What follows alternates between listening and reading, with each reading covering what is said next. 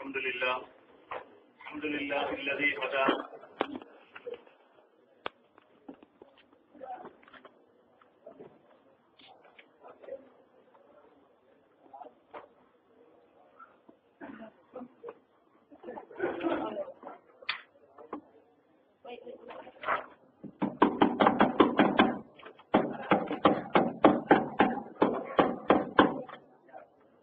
testing.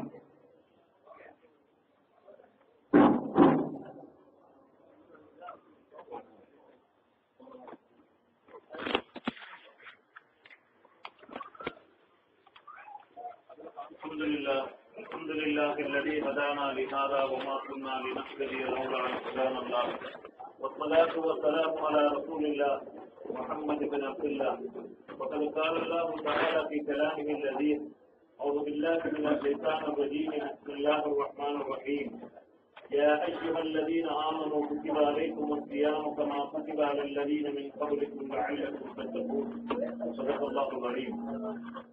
وقال نبينا صلى الله عليه وسلم: من صام رمضان إيمانا واحتسابا غفر له ما تقدم من ذنبه. رواه البخاري.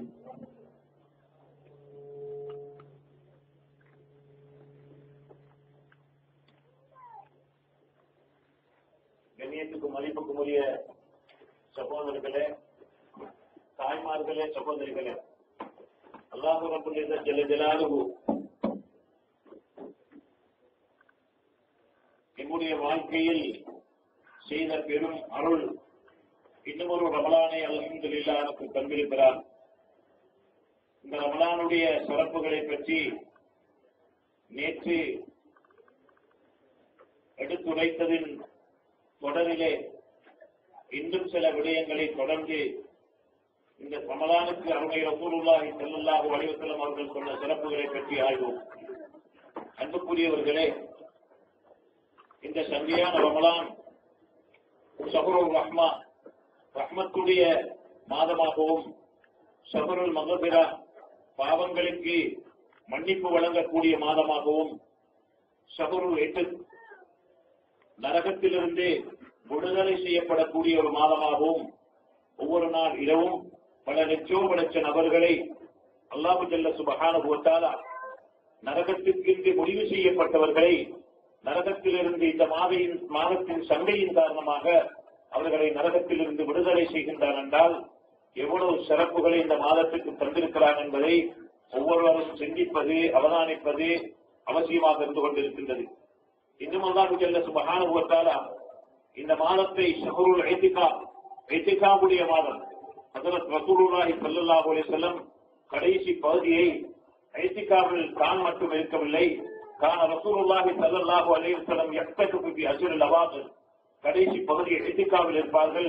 சத்தரஹு, வேட்டி இறுக்கி கட்டிக் கொள்வார்கள். ஐக்கல் அலஹு, குடும்பத்தாரை எழுப்பாட்டிவிட்டு ஆயிஷா எழுமுங்கள், இந்த கடைசி பகுதியிலே லைலத்துல் கத்ரை எதிர்பார்த்து அமலிலே ஈடுபடுங்கள் என்று ஸல்லல்லாஹு அலைஹி வஸல்லம் அவர்கள் ஆர்வமூட்டுவார்கள் தன்னுடைய குடும்பத்தார்கள். அல்லாஹ் ஜல்ல சுப்ஹானஹு வ தஆலா எங்களுக்கு செய்த மாபெரும் அருள். இந்த சிறப்பான மாதத்திலே ஒரு தினத்தை வைத்திருக்கிறான். அதிலே அமல் செய்யக்கூடியவர்களுக்கு 1000 மாதங்களை விடவும் சிறந்த கூலி அல்லாஹ் வழங்குகின்றார். அதுதான் இந்த லைலத்துல் கத்ர். அதைத்தான் நபியவர்கள் எதிர்பார்த்து கடைசி பகுதியிலே இத்திகாஃபிலே தன்னை அர்ப்பணித்துக் கொள்வார்கள். அன்புக்குரியவர்களே, இன்னும் இந்த சிறப்பான மாதம் இருக்கின்றதே, இது ஷஹ்ருன் யுஸாது ஃபீஹி ரிஸ்க், இது ரிஸ்க்குடைய வாசல் திறந்து விடப்பட்டிருக்கக்கூடிய மாதம். அடியார்களுடைய அமல்கள் கூடுவதன் காரணமாக மொழியாக்கம் செய்யக்கூடிய சைத்தான்களை கட்டிவிட்டதனால அடியார்களுடைய அமல்கள் கூடுகின்றது. அந்த கூடக்கூடிய காரணத்தினால அல்லாஹ் ரிஸ்கில அபிவிருத்தி ஏற்படுத்தி விடுகின்றார், ரிஸ்கை அதிகமாக்கி வைக்கின்றார் என்ற கருத்தை ரசூலுல்லாஹி ஸல்லல்லாஹு அலைஹி வஸல்லம் சொல்லி காட்டினார்கள். அப்படியான மாதம் தான் இந்த சிறப்பான மாதமாக இருந்து கொண்டிருக்கின்றது. அன்புக்குரியவர்களே, அது மட்டுமில்லை, சபருடைய மாதம். நோம்பாடி நோம்பை பிடித்துக் கொண்டு பல சங்கடங்கள் ஏற்படும். அதே போன்ற இபாதத்துகள் செய்யும் பொழுது அவருக்கு பல சங்கடங்கள் ஏற்படும்.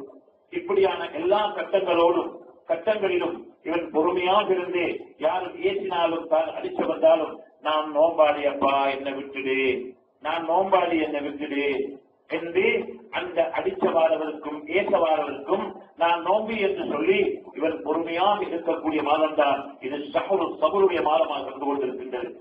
அன்புக்குரியவர்களே, அது மட்டுமல்ல, இது ஷஹ்ருல் ஃபித்ராவுடைய மாதமாக இருந்து கொண்டிருக்கின்றது. சொன்னார்கள் ஸல்லல்லாஹு அலைஹி வஸல்லம் அவர்கள், ஸௌமு ரமலான் மஅல்லக்கும் பைன ஸமாஇ வல் அர்த், நோம்பாளிகளுடைய நோன்பு வானத்துக்கும் பூமியில இடையில நின்று கொண்டிருக்கிறது. லா யுர்ஃபு இல்லா பி ஸகாத்துல் ஃபித்ர், ஸகாத்துல் ஃபித்ரை நிறைவேற்றாமல் அவர்களுடைய நோன்பு வானத்துக்கு மேல் உயர்த்தப்பட மாட்டாது என்ற கருத்தை ஸல்லல்லாஹு அலைஹி வஸல்லம் அவர்கள் சொல்லி காட்டியிருக்கிறார்கள். எனவே இந்த மாதம் ஸகாத்துல் ஃபித்ராவுடைய மாதமாக இருந்து கொண்டிருக்கின்றது. அன்புக்குரியவர்களே, அந்த அடிப்படையில மிக இந்த யுகேல வேண்டிக் கொள்ளக்கூடிய ஒரு மிக முக்கியமான வேண்டுதல் என்னென்றால், எல்லாரும் அதிகமாக ஸகாத்துல் ஃபித்ர் கொடுக்க கடமைப்பட்டவர்கள் அவர்களுடைய அந்த ஸகாத்துல் ஃபித்ர இந்த பகுதிகளில் ஒப்படைப்பது தேடி சிரமமாக இருக்கும். அதிகமாக நாட்டுக்கு தான் அனுப்புவார்கள். எனவே பெருநாளைக்கு முந்தி அவர்கள் கொடுத்து விடுவது கட்டாயமாக இருந்து கொண்டிருக்கின்றது. பெருநாள் அன்று அந்தியாக முந்தி அவர்கள் பெருநாள் அன்று அந்தியாகும் பொழுது வாஜிபான கட்டத்துக்கு ஆகி விடுவார்கள். எனவே பெருநாள் அன்றைக்கு அதை கொடுப்பார்கள் என்றால் அது சில உலமாக்களுடைய கருத்தின் அடிப்படையில அது ஏற்றுக்கொள்ளப்பட சதகாவாக மாறிவிடும். அது ஸகாத்துல் ஃபித்ராக இருக்க முடியாது. எனவே பெருநாளைக்கு போறதுக்கு முந்தி, தொழுகைக்கு போறதுக்கு முந்தி தான் கொடுக்கணும். எனவே உங்களோட ஸகாத்துல் ஃபித்ரா சேர்வதற்காக, உங்களுக்கு அது நன்மையாக சேர்வதற்காக நீங்க அதை 27க்கு முந்தி ஒப்படைச்சிட்டீங்க என்று சொன்னால்தான் அதை நாட்டுக்கு அனுப்பி ஊழியர்களுக்கு சேர்த்து வைக்க முடியும். அதனால முடிவு செஞ்சிருக்கிறாங்க, ஒரு ஆளுக்கு 4 பவுன் என்ற அடிப்படையில அதை மிக அவசரமாக ஒரு ஆளுக்கு 4 பவுன், 2 பேர் இருந்தால் 8 பவுன், 3 பேர் இருந்தால் 12 பவுன், இந்த அடிப்படையில் உங்களோட ஸகாத்துல் ஃபித்ர்களை நீங்க அவசரமாக இப்பவே நீங்க இன்றைக்கு நாளைக்கு நிறைவேற்றினீங்கன்னா தான் அது உங்களுக்கு சேர்த்து போகும் என்ற அடிப்படையில இதை அறிவிச்சிருக்கிறாங்க.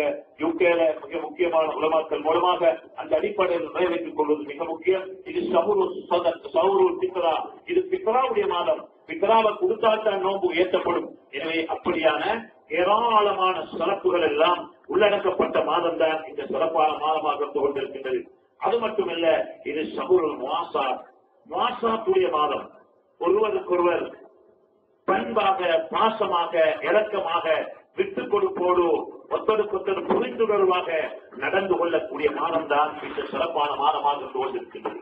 அன்புக்குரியவர்களே, இந்த மாதத்தில சில ஊர்கள்ல பார்க்கிறோம், எங்க நாட்டு பாட்டில சொல்வதாக இருந்தால் ஈச்சம்பழத்துக்கு சண்டை, அரிசிக்கு சண்டை, தராவிக தொழில்கள சண்டை, பள்ளிக்குள்ள சண்டை, இப்படி எல்லாத்துக்கும் சண்டையும் கச்சலுமாக இருக்கும். இல்ல, இது சண்டை பிடிக்கிற மாதம் அல்ல, இது அடிச்சு கொள்ற மாதம் அல்ல, இது உறவுகளை பிரிக்கிற மாதம் அல்ல, பிரிஞ்ச உறவையும் சேர்க்கிற மாதம், புரிந்துணர்வோடு நடக்கிற மாதம், ஒருவருக்கொருவர் விட்டுக் கொடுப்போடு நடக்கிற மாதம். அன்புக்குரிய மேலான சகோதரர்களே, அப்படியான ஒரு சிறந்த மாதத்தை தான் ஷஹ்ருல் முவாசாத்துடைய மாதம் என்று சொன்னார்கள் ஸல்லல்லாஹு அலைஹி வஸல்லம். நீளமான ஹதீஸிலே சொல்லிக் கொண்டு போனார்கள். கண்ணியமான சகோதரர்களே, எங்கள் ஒவ்வொரு இடத்திலேயும் வர வேண்டும். இன்றைக்கு ஊர்களில் பார்க்கிறோம் அரசியல் பேதங்கள்.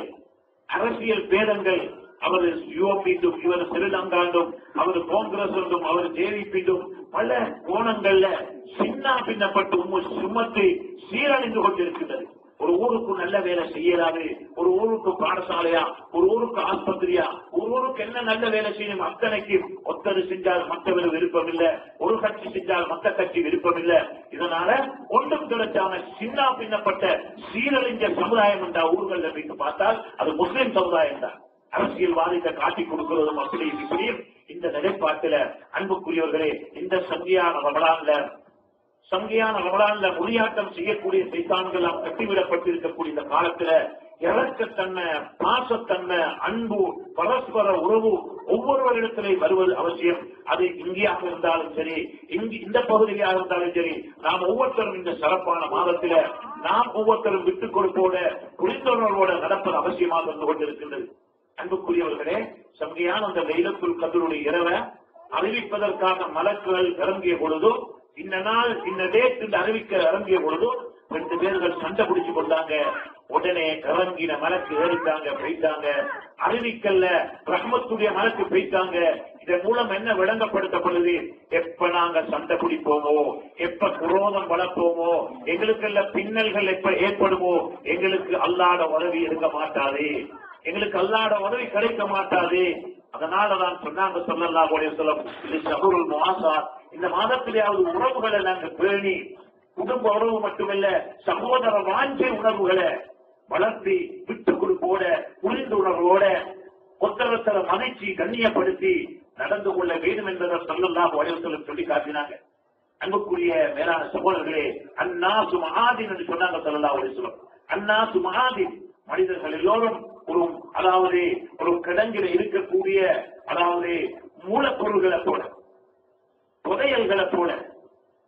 புதையல்களுக்குள்ள, கிடங்குக்குள்ள, குழிக்குள்ள என்ன இருக்கும்? கமஆதின் ذهب والفضة, தங்கமும் இருக்கும், வெள்ளியும் இருக்கும், செம்பும் இருக்கும், இரும்பும் இருக்கும்.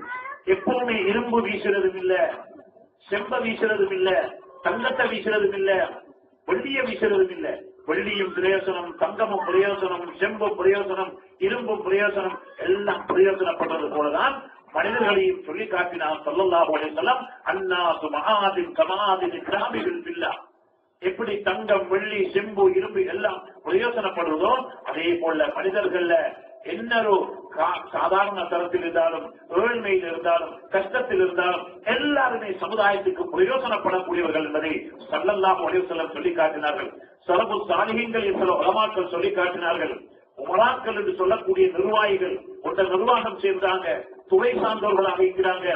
அவங்களோட அறிவும், அவங்களோட வழிகாட்டலும், உலமாக்களுடைய அறிவும், பணக்காரர்களுடைய பணமும், ஏழைகளுடைய துவாவும், இந்த 4 கோஷ்டியினருடைய துறை சார்ந்தவர்கள், வழிகாட்டிகள், நிர்வாகிகளுடைய வழிகாட்டலும், உலமாக்களுடைய அறிவும், பணக்காரருடைய பணமும், ஏழைகள் ஒன்றுமே செய்ய வழியில்ல, அவர்களுடைய துவாவும், இந்த 4ம் சேர்ந்தால்தான் சமுதாயத்துக்கு பிரயோசனம் அளிக்கும் சொன்னார்கள் ஸல்லல்லாஹு அலைஹி வஸல்லம்.